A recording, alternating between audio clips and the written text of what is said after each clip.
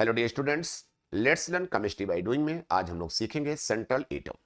तो देखते हैं हम लोग, हमने एक कंपाउंड लिखा XeF4।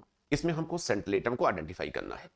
किसी भी कंपाउंड में जो एटम मिनिमम नंबर में आपको दिखे, मिनिमम संख्या में दिखे, that is called central atom. जैसे XeF4 में जीनान की संख्या 1 है, फ्लोरीन की संख्या 4 है, तो यहां पे सेंट्रल एटम जीनान हो जाएगा। जैसे हमारे घर में सेंट्रल एटम कौन होते हैं? हमारे पेरेंट्स होते हैं। पेरेंट्स तो एक ही होते हैं, बच्चे बहुत सारे हो सकते हैं। तो सेंट्रल एटम किसी भी कंपाउंड में वो होगा जो मिनिमम नंबर में दिख रहा है।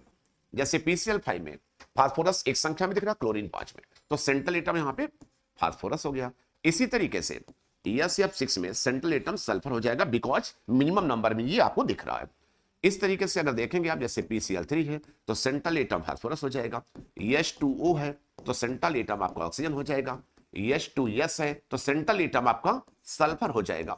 अमोनिया है NH3 तो सेंट्रल एटम आपका नाइट्रोजन हो जाएगा। यानी अब आपको सेंट्रल एटम आइडेंटिफाई करना आ गया। SF6 है, सेंट्रल एटम सल्फर हो जाएगा, एक बार मैं लिख भी चुका हूं। इसी तरीके से कुछ भी कंपाउंड आप लिखोगे, जैसे हमने कहा ना PCl5, PCl3, ठीक है ना। अब एनी कंपाउंड जैसे आपने लिख दिया, जैसे हमने कहा यहां पे हमने लिख दिया IF7। अब सेंट्रल एटम कौन है? यहां पे आयोडीन है। तो अब आप सेंट्रल एटम इस तरीके से आइडेंटिफाई कर लेंगे।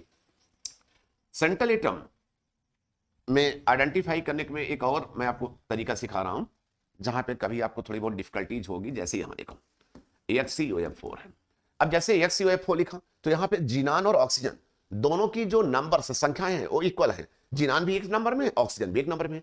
ऐसे केस में सेंट्रल एटम को आइडेंटिफाई करने के लिए हम ये देखेंगे कि जीनान और ऑक्सीजन में किसकी वैलेंसी मैक्सिमम हो सकती है।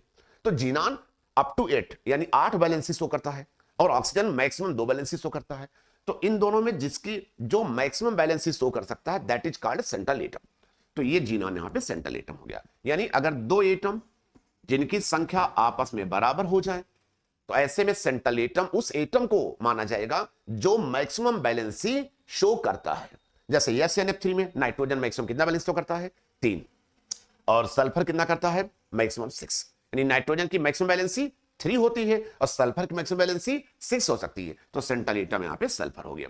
इस तरीके से जैसे हमने कहा OSF4 है, यहां पे अगर आप देखोगे तो ऑक्सीजन की मैक्सिमम बैलेंसी 2 होती है, सल्फर की मैक्सिमम बैलेंसी 6 हो सकती है, इसलिए यहां पे सेंट्रल एटम सल्फर हो जाएगा। Thank you, best of luck.